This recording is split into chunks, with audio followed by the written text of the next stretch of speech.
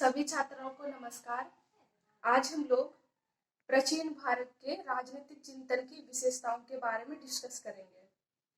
प्राचीन भारत की संस्कृति की प्राचीनतम के संबंध में चाहे जितना विवाद हुआ हो, यह तो निर्विवाद है कि मानव सभ्यता के उस शिखर पर वह संस्कृति लता पुष्पित पल्लवित हुई। इस प्रकार हम लोग देखेंगे कि प्राचीन भारत के राजनीतिक चिंतन की निम्नलिखित विशेषता है, जिसमें पहला पॉइंट है कानून की सर्वोच्चता। प्राचीन भारतीय राजनीतिक चिंतन की विशेषताएं।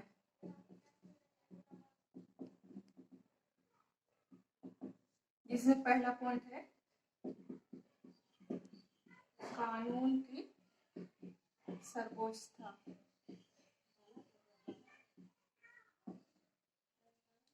प्राचीन भारतीय राजनीतिक चिंतन में कानून को सर्वोच्च माना गया है। राज्य में राज्य का व्यवस्था कानून के नियमों के अनुसार चलाया जाता है। इसमें राजा का और किसी एक व्यक्ति का कोई रोल नहीं होता है, मतलब कोई भूमिका नहीं होती है।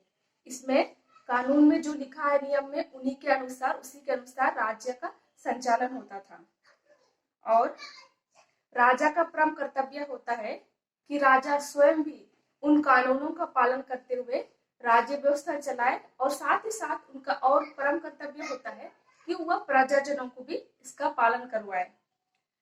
शुक्र नीति में लिखा गया है कि यदि राजा स्वेच्छाचारी मतलब अपनी इच्छा से कार्य करेंगे तो इसका परिणाम अनर्थ होगा, और साथ ही साथ प्रजा राजा के विरुद्ध हो जाएंगे और राजा को अपने सत्ता से हाथ धोना पड़ेगा। देन सेकेंड पॉइंट है मनुष्यों की प्रवृत्ति। मनुष्यों की प्रवृत्ति। प्राचीन भारतीय विचारक मनुष्यों को सेनेका, ऑगस्टीन, होब्स के समान स्वाभाविक रूप से स्वार्थी, दुष्ट और दूसरों के कार्य क्षेत्र में हस्तक्षेप करने वाले समझते थे। मनु के अनुसार निर्दोष और शुद्ध व्यक्ति बहुत कठिनाई से मिलते हैं। महाभारत और कमंडक ने इसी मत का प्रतिपादन करते हुए कहा कि मनुष्य स्वभावतः अपनी वासनाओं के वशीभूत होते हैं और वे दूसरों के धन और स्त्री की चाह रखते हैं। इस प्रकार भारतीय विचारक यह मानते हैं कि मनुष्यों में अशुद्ध प्रवृत्ति पाई जाती है, अतः उन्हें रोकने के लिए राज्य का जन्म होता है और वह अपनी दंड के द्वारा शक्ति से सब मनुष्यों को सही रास्ते पर लाता है, जिससे सुशासन और व्यवस्था अच्छी तरह से होता है। तीसरा पॉइंट है राजनीतिक व्यवस्था। राजनीतिक व्यवस्था। भारत में राजनीतिक चिंतन की परंपरा अत्यंत प्राचीन है।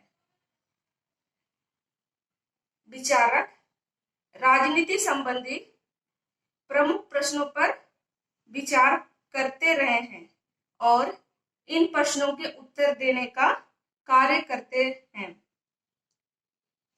जैसे राज्य की उत्पत्ति किस प्रकार हुई, राज्य क्या है, राज्य का उद्देश्य और कार्य क्या है, साथ ही साथ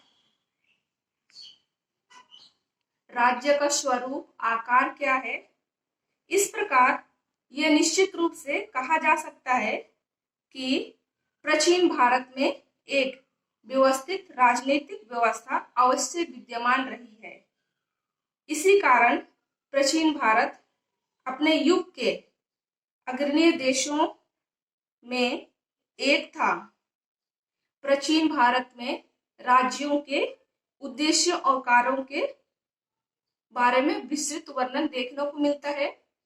उस समय भी अभी की तरह ही राज्य का उद्देश्य राज्य का आंतरिक और बाह्य आक्रमण से बचाना होता है, और साथ ही साथ राज्य में जितने भी लोग विद्यमान हैं उन लोगों का सर्वांगीण विकास करना राज्य का परम कर्तव्य होता है।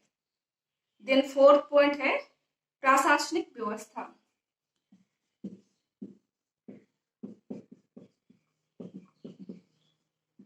प्रशासनिक व्यवस्था। प्रशासनिक व्यवस्था के संबंध में प्राचीन भारतीय राजनीतिक चिंतन में निम्नलिखित विशेषताएं हैं। इसमें हम लोग देखेंगे कि सुव्यवस्थित प्रशासनिक व्यवस्था के अभाव में ना ही कोई देश विकास कर सकता है और ना विश्व के इतिहास में अपना गौरव स्थान प्राप्त कर सकता है। प्राचीन भारत एक विकसित और समृद्धिशील देश रहा है। इससे स्पष्ट है कि प्राचीन भारत में निश्चित व्यवस्थित प्रशासनिक व्यवस्था विद्यमान है। प्राचीन ग्रंथों में प्रशासनिक व्यवस्था का पर्याप्त उल्लेख मिलता है।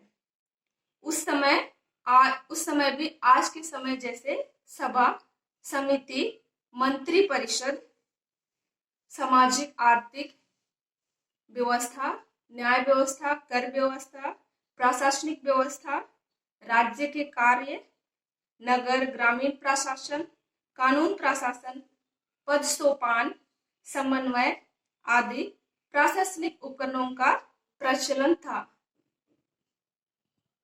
नेक्स्ट पॉइंट है स्वधर्म का सिद्धांत। स्वधर्म का सिद्धांत।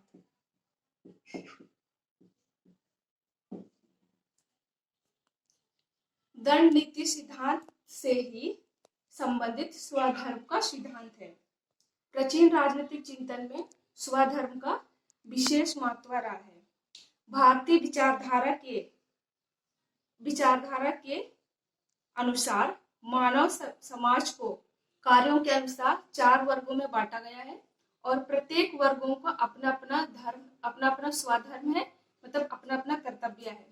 और प्रत्येक व्यक्ति अपना अपना स्वधर्म का पालन करने से क्या होता है कि उन लोगों का व्यवस्था बनी रहेगी। और साथ ही साथ इसमें राजा का भूमिका के संबंध में कहा गया है कि राजा सभी मनुष्यों को स्वधर्म का पालन करवाए और सभी मनुष्यों को उनका उल्लंघन करने से रोके। साथ ही समाज, राज्य और व्यक्ति की उन्नति इस बात पर निर्भर करती है कि लोग अपने स्वधर्म का पालन करें और राजा सबको अपने स्वधर्म पर स्थिर रखे। यहाँ स्वधर्म का तात्पर्य हम लोग जानेंगे कि भारत एक धार्मिक राज्य था, गलत है। उस समय राजा धर्म का पालन करता था, किंतु वह धर्म समाज को बनाए रखने के लिए रखने वाला मौलिक कानून था, ना कि किसी विशेष धर्म के सिद्धांत था। राजा किसी विशिष्ट धार्मिक संप्रदाय को प्रोत्साहित नहीं करता, बल्कि सब मतों को बराबर समझता था। नेक्स्ट पॉइंट है दंड की शक्ति। दंड की शक्ति। प्राचीन भारत में अराजकता को समाप्त करने के लिए और व्यवस्था को बनाए रखने के लिए दंड नीति अपनाया गया था, मतलब उसका निर्माण किया गया था। धर्म और अर्थ की रक्षा दंड के द्वारा ही की जाती थी। राजा का कर्तव्य धर्म रूपी दंड के अनुसार प्रजा का शासन करना है। महाभारत, शांति पर्व और मनुस्मृति आदि में दंड की बारे में विशेष रूप से चर्चा किया गया है। मनुष्यों का आचरण शुद्ध बनाए रखने के लिए स्वधर्म का पालन, मार्ग पर चलने के लिए दंड की शक्ति की आवश्यकता है। कौटिल्य के अर्थशास्त्र में इस प्रकार के विचार व्यक्त करते हुए लिखा है कि दंड के सही प्रयोग से प्रजा धर्म और अर्थ और कामों के पालन में लगे रहती है और समाज में व्यवस्था बनी रहती है। देन लास्ट पॉइंट है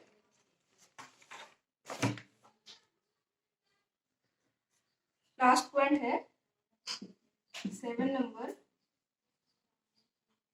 भारतीय संस्कृति, सभ्यता और राजनीतिक चिंतन में समन्वय शक्ति सदा से विद्यमान रही है।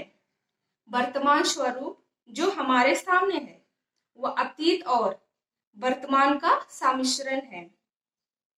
यह विशेषता देश के चिंतन के निरंतरता और परिवर्तन का प्रतीक है, जिसमें भारतीय चिंतन की आत्मा विद्यमान है और जो सदैव विकास उन्मुखी है।